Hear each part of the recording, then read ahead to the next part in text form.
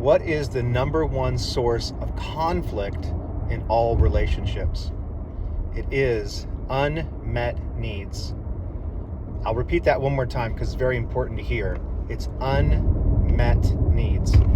Think about it. Whenever there's any kind of irritation, argument, or flat out fight between people, there's some expectation that at least one person in the argument felt was unmet. So this is why I think there are 3 things that need to be a part of an expectation in order for it to be healthy. The first one is an expectation must be reasonable. The second is expectation must be flexible. And third, it must be agreed upon. So to break it down a little bit, to explain it a little bit more, reasonable.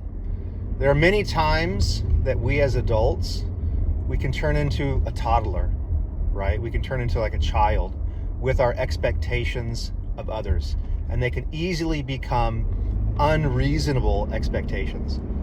So that's one example. So the next example for a flexible expectation, think about maybe friends you've had for a long time that you haven't seen in quite a while, and you meet them again after a long time off. They can still have these expectations of you and for you that were a long time ago, expectations from a long time ago, like, oh, you used to do this and used to say yes to going out here and drinking this and doing that, now you don't. And they get their feelings hurt, or they get irritated or whatever, because their expectations are not flexible. They're still having expectations of you from years, decades ago.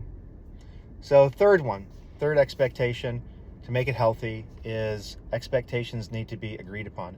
So think to family and or even work, but let's use family to start. So in family, there's a lot of expectations that are unspoken. There's just a way things used to be, right? And when you break these unspoken rules of expectations, people get irritated, right?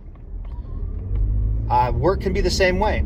There can be these unspoken rules in work or even culture of this is the way you're supposed to do things. And if you don't meet those expectations, there's some sort of conflict. But the problem is these expectations are unspoken, which means they're not agreed upon. So for expectations to be healthy, they must be reasonable, flexible, and agreed upon. So what's the answer? The answer is not to not have expectation, right? That's actually sets up more problems, and I'll just briefly talk on that. If you have the expectation of not having expectations, there can actually be conflict. This is what's funny. There can actually be conflict when somebody meets your expectations, and you see that a lot in romantic relationships.